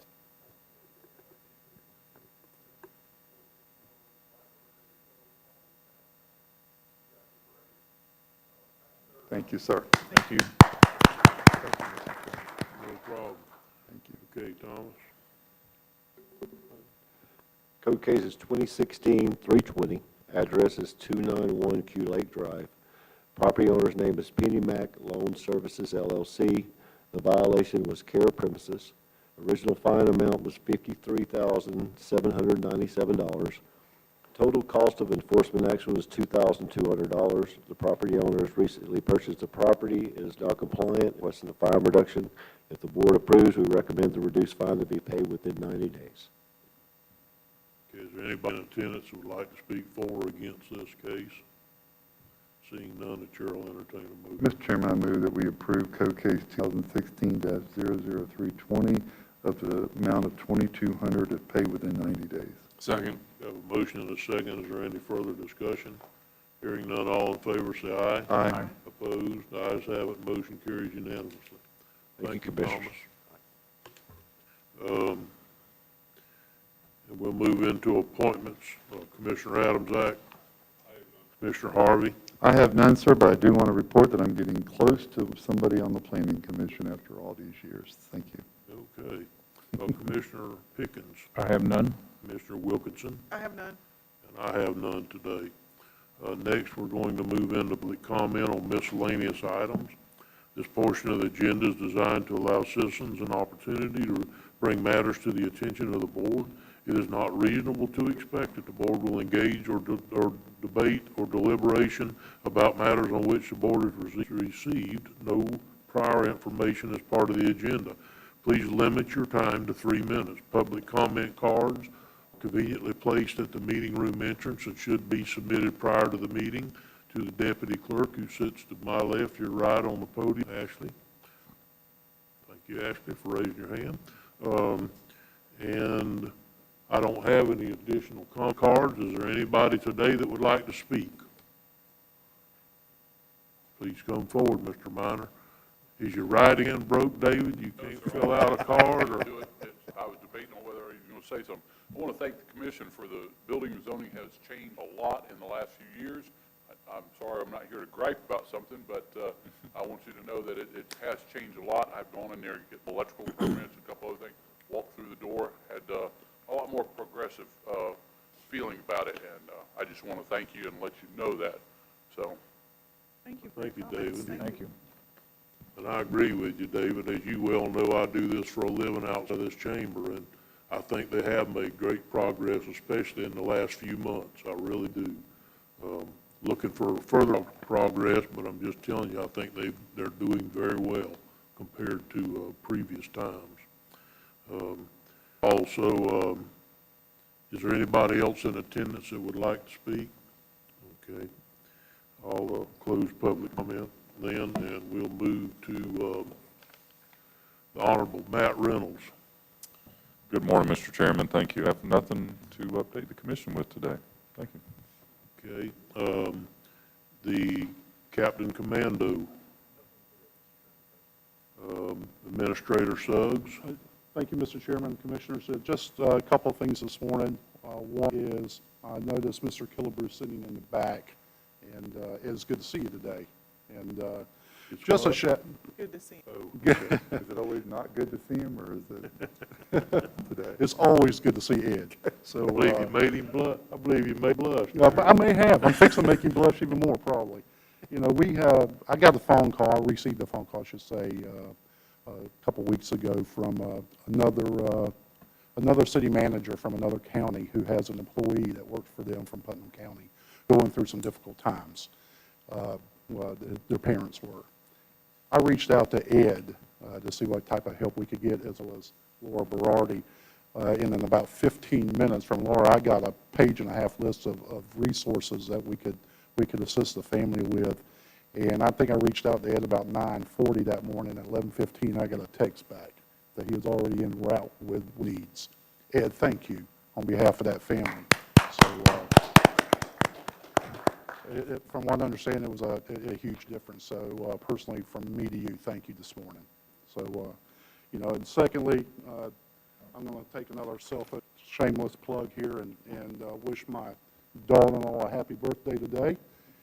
So I understand she actually might watch it on YouTube this morning to see what we do. So I just want to tell you, Jessica, happy birthday, sweetheart. That's all I have, Mr. Chairman. Okay, thank you, Mr. Suggs. Under Commissioner comments, I think I'll go first this morning. We got a proposal from ETM, which is the engineer, no, they're not engineers, they're planners. Correct. ETM, and they made a proposal to the county for, I believe it was $28,000 to do the changes that we requested in the land development code. We had $270,000 or so in that line item, and so we retained their services to start the changes in the land development code that we've been talking about. So this being started as we speak. That was a very good thing when they decided that they would entertain this, because originally they didn't feel they could. And then the scope was smaller, and they didn't think it created a conflict of interest for them to do the smaller scope of work. So anyhow, once their findings are done, it will be brought to the board for approval when it gets done. So that's all I had this morning. Commissioner Adams, Act. Yeah, I guess just piggybacking off of Mr. Suggs, people like Ed, people like Dr. Rush, people like the Melrose Patriots, people like everybody in this community help out whenever the need is there, even if there is differences. So I will say that. I've seen that in Melrose. I've seen that throughout this community. I was late today because my wife was in the hospital last night. I got home around 4:35 a.m. I don't even know what time it was. Slept for a couple hours, woke up, got here. The outpouring from the community when I put out a simple post just saying, hey, pray for my wife, was amazing. And I've seen that for hundreds and thousands of individuals throughout this community. And if you look through the names that are on that outpouring, sometimes it's people you think that hate you, and sometimes you know it's people that love you. And that's the amazing thing about this community, is when people need stuff, everyone comes together. And it doesn't matter what your party background is, what your color, your race, what your religion is. People come together in this community, and I really appreciate that more than anyone can understand. So I just want to acknowledge everyone out there that thank you for your prayers for my wife, and thank you for people like Ed and everyone else that does things for individuals and for different groups within this community. Commissioner Harvey. Thank you, Mr. Chairman. I do want to shout out to my mother-in-law who turned 90 last week. What a remarkable life she's had. She was born in the Orange Groves of Manville, across the lake from where she lives now, and her father was a paymaster for the Telegraph. So as I was speaking last week, and I'll mention that in a minute, in Orlando, having her understand that the TV is not a TV anymore, and the phone is not a phone, it's a computer with an app, is foreign to her, but she's had a really great life. I do want to give kudos to Matt Reynolds, the financial book that you did. Immediately took it over to my mother-in-law, who's 90, who read it and just wanted me to tell you how fascinated she was with it, and how much information, and how at a level where she could understand it very simply. And she wanted me to pass that on to you. I do want to give kudos to Representative Payne for the Farm Share Program. It was an honor to work over there with Commissioner Wilkinson. And let me assure you that it felt like I was at home. Do this, do that. You don't have time for that. Let's move. We got time for that after it's over with. Nothing wrong with being in charge, and I'm used to that with a wife and 3 daughters and a mother-in-law.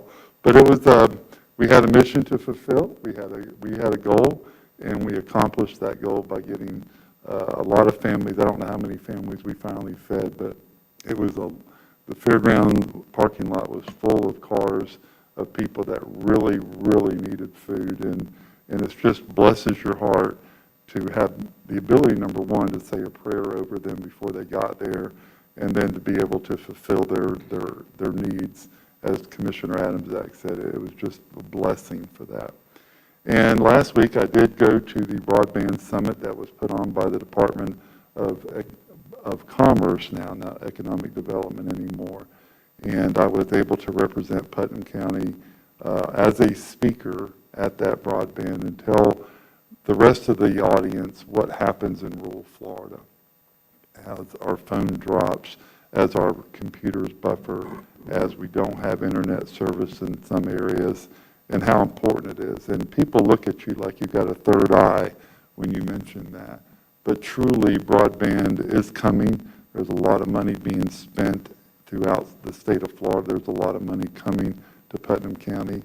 And I had the opportunity to sit down with Director Alex Kelly of the Department of Commerce and Meredith Ivy, who's also the Undersecretary, and was able to share with them a very easy proposal to reach out to the local technology planning teams with a webinar on this new BEAD program, and that's going to be happening very soon. So it's exciting that I was invited. It was exciting that I was able to promote Putnam County, and a lot of people look at you in the audience like, where are you from?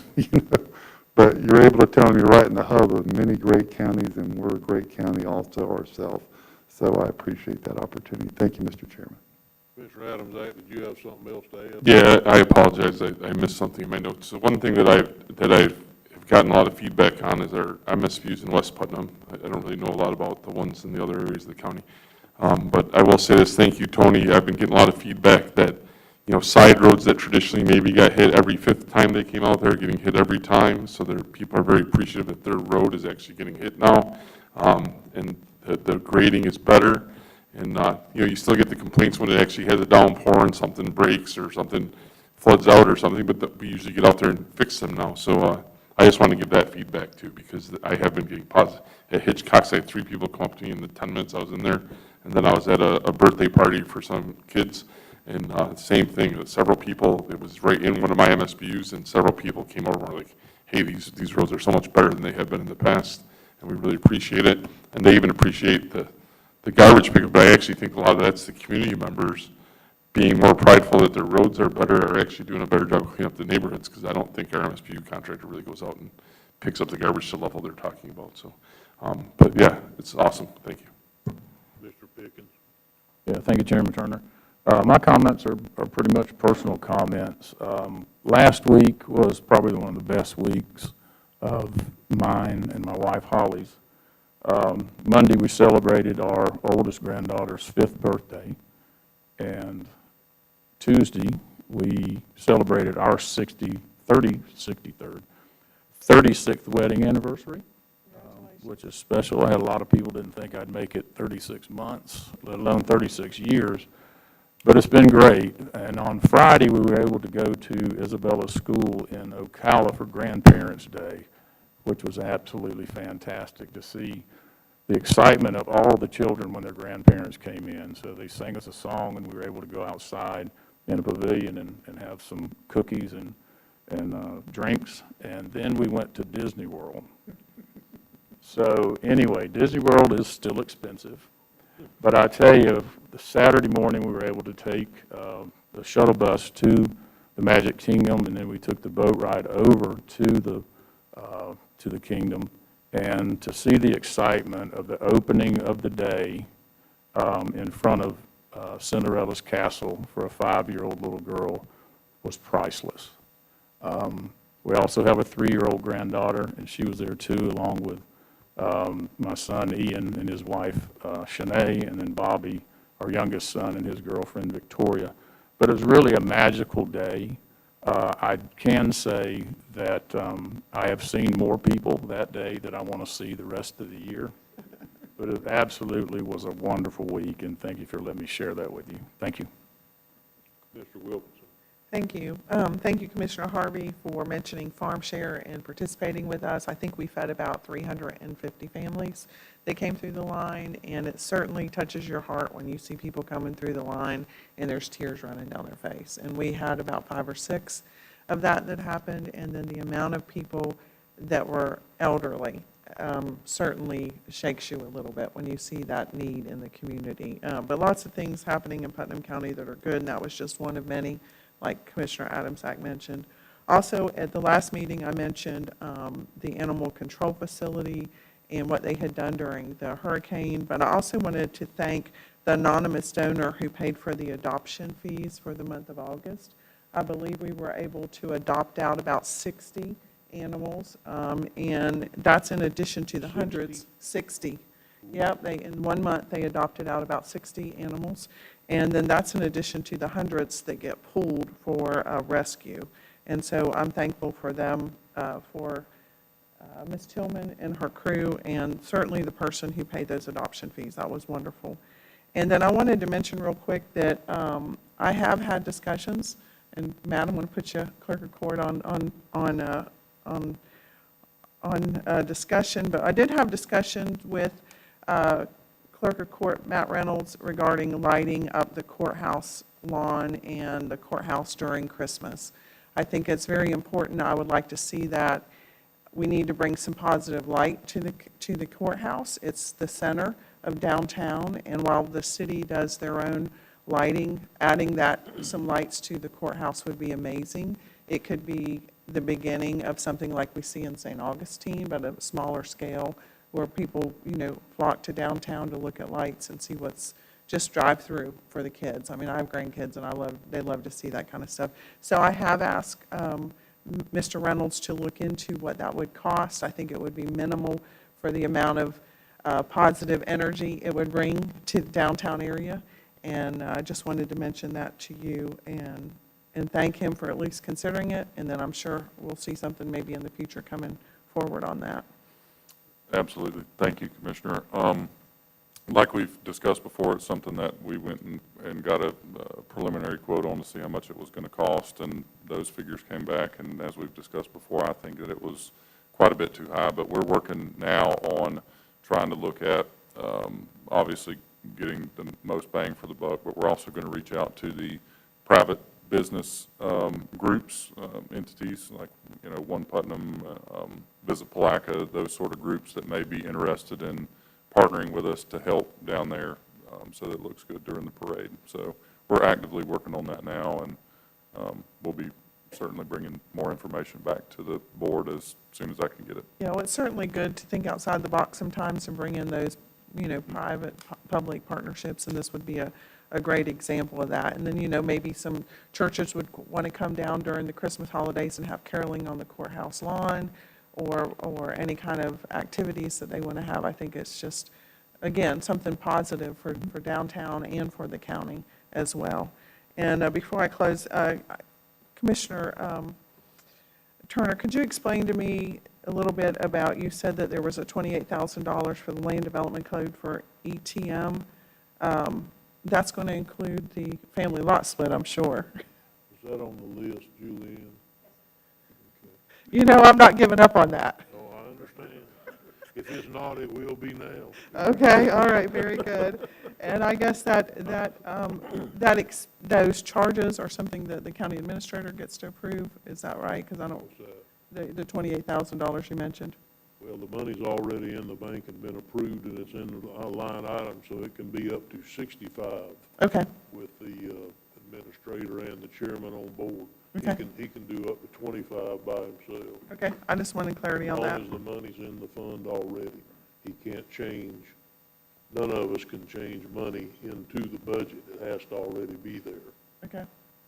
I just wanted that clarity. Thank you, that's all my comments, thank you. Okay. Commissioner Adams, do you have something you wanted to add? Yeah, I just want to add to what Leota was saying with the clerk of courts. I was just visualizing something when you were talking about that. So, I mean, we have that lawn there. What if we didn't have the county do anything or the court do anything but supply electricity possibly, and have it where we have different groups set up maybe they even give a donation to do like a 10 by 10 spot and have a walking kind of display or something. Just an idea. It's for both of you or for everybody. That's just something that popped in my head. I thought would be cool on that. Come off the sidewalk, walk through there, then come out the other side. And my personal vision for it was the more that we can get community involved, Right. get community groups, private entities involved, and everybody to take ownership in it, the better it will be. So absolutely, that's a great idea. Just food for thought. Yep, thank you. I think it'd be a good project for us to participate in on some level, I really do, especially if you can get all the people involved like Paul just said, or Commissioner Adams just said. One thing you said, Commissioner Wilkinson, you said that somebody had donated adoption fees for a month, and it really helped a lot. And would it help if I know that back when Commissioner Lible was commissioner years ago, we would waive adoption fees for a certain amount of time, like for a 2-week period or for a 1-month period, and then they would have adoption events, usually down across from the old Libel's gas station on the corner right there by the judge's office, and basically for $5 or something, you could come down and pick a dog out that day. Is that something that you think we should look at again, maybe? I don't believe we should just waive them forever, because if we do, nobody will come get them then because there's not a special time. But do you think we should discuss periodic, just completely waiving the adoption fees to help with capacity? Yeah, I absolutely believe that would be a great initiative. Commissioner Wilkinson we're still working with her on an adoption event that's going to come up. And if the board would be willing to waive adoption fees for that month, really, because people come by and they think on it or something. So I don't want to make it limited to that particular day. But if we could correlate it to that time period. You want a motion or just waive in approval? We'll be bringing it back to you, but you can waive an approval would be fine for that month. I would be very surprised if you had any problems with getting that done from this board. Right. To get the adoption fee waived during Commissioner Wilkinson's adoption event. Yes, sir. When Commissioner Lible did that, I would take my cooker down and we would cook hot dogs and stuff. So Consider yourself signed up. I'm willing to do whatever, because I tell you, it really, when people came in, they got a hot dog, they were able to interact with their pet, and we sent them home with a bag of dog food too, or cat food, whatever. We it can was. work something out, for sure. There was a lot of good publicity done out of that, and we moved a lot of animals into loving homes. So, yeah. Well, I think you'll get whatever support you need out of us for that event. So. Yes, sir. Thank you. All right. Does anybody have anything else to add? I'm going to recess the meeting of the Board of County Commissioners until 5:05 when we have a public hearing.